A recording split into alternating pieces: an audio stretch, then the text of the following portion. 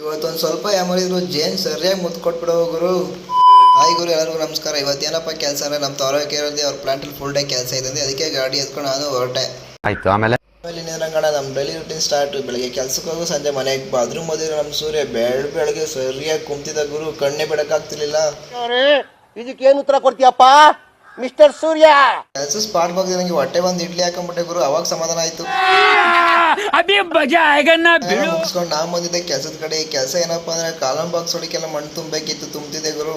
Stop you, ನಿಮ್ಮನ್ನ ತಡೆದಿರುವವರು ಯಾರು? ಹಂಗೆ ಕೆಲಸ ಮಾಡೋಕೆ ಮಾವಿನ ಹಣ್ಣು ಕಾಣ್ತೀವಿ. ಎಲ್ಲ ಮರದಲ್ಲೂ ಮಾವಿನ ಕಾಯಿ ಕಿತ್ತಾರೆ. ಈ ಮರದಲ್ಲಿ ಮಾವಿನಕಾಯಿ ಕಿತ್ತೀವಲ್ಲ, ಮರದಲ್ಲಿ ಹಣ್ಣಾಗಿದ್ದಾನೆ ಅಂತ ಕಿರಣ ಅಂತ ಮರ್ಕತಾನ ಅಂತ ಹೋದ್ರೆ ಮೇಲೆ ಬಾಸು. ಆಮೇಲೆ ಸೈಲೆಂಟಾಗಿ ಬಂದ್ಬಿಟ್ಟೆ, ನಾನೇ ಬಂದಾರಿಗೆ ಸುಂಕ ಇಲ್ಲ ಅಂತ. ಡಿಪ್ರೆಷನ್.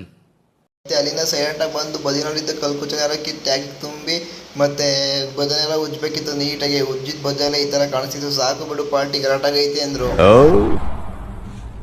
ಭ್ರಮೆ ಎಲ್ಲ ಫಿನಿಶಿಂಗ್ ಕೊಟ್ಟಿದ್ಮೇಲೆ ರಿಟರ್ನ್ ವಾಲ್ ಕಟ್ಟಕ್ಕೆ ಡ್ರೈನ್ ಹೊಡಿಬೇಕಿತ್ತು. ಅದು ಹೊಡಿತಿದ್ದೆಲ್ಲ ಈ ತರ ಕಾಣಿಸ್ತಿತ್ತು. ಅಪ್ಪೇ, ಇದು ಯಾವ್ದೋ ಫ್ಲಾಶ್ ಬ್ಯಾಕ್ ರೆಬಲ್ ತರ ಅಂಬರೀಶ್ ಹಳೇದು. ಅಕ್ಕಿ ಇಲ್ಲ, ಬೆಳೆ ಇಲ್ಲ, ಚಕ್ರ ಕತೆ ಇದ್ದಂಗಿದೆಯಲ್ಲ. ಬೆಳಗ್ಗೆ ಫೋನ್ ಇಟ್ಕೊಂಡು ಸಂಜೆವರೆಗೂ ಬಿಡಲ್ಲ ಗುರು. ಅರ್ಥ ಆಯ್ತು ಅನ್ಸುತ್ತೆ.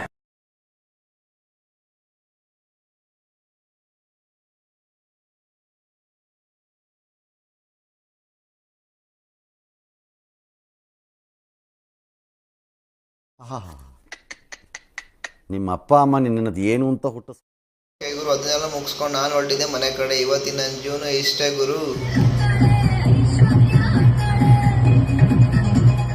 ಲೈಕ್ ಮಾಡಿ, ಒಂದು ಫಾಲೋ ಮಾಡ್ರೋ ಶಿಕ್ಷೇಂದ್ರ.